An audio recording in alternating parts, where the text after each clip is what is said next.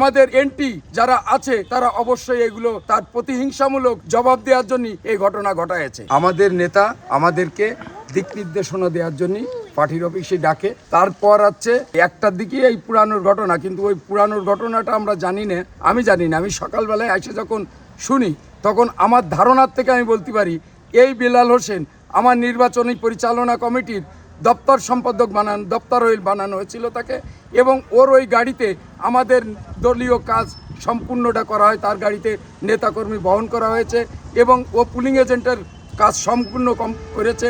এই কারণেই হয়তো এর বহিঃপ্রকাশ হিসেবে আমি মনে করি, আমার ধারণার থেকে আমার মনে হয় যে এইটা আমাদের এনটি যারা আছে তারা অবশ্যই এগুলো তার প্রতিহিংসামূলক জবাব দেওয়ার জন্য এই ঘটনা ঘটায়ছে। বেল্লাল আমার যুব দলের সিনিয়র সহসভাপতি। সার্ভিসের খবর দিয়ে দেশে দিতে যায়, আমার বাড়িতেও গেছে।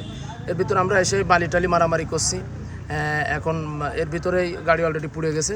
আমার ব্যক্তিগত কোনো শত্রুতা আমার বাহাদুরপুরে আমার কারোর সাথে তেমন নেই, কারণ আমি ছাড়া বাইরের এখানে যারা আমার বাহাদুরপুরের বাসিন্দা আছে তাদের সাথে যদি আপনারা কথা বলেন বুঝবেন যে আমরা ব্যক্তিগতভাবে আমরা 3 ভাই, এই গাড়িও আমাদের 3 ভাইয়ের। তো আমরা ব্যক্তিগতভাবে কারোর সাথেই কোনো সময় কোনো বিষয় নিয়ে দ্বন্দ্ব ফেসাদ করি না।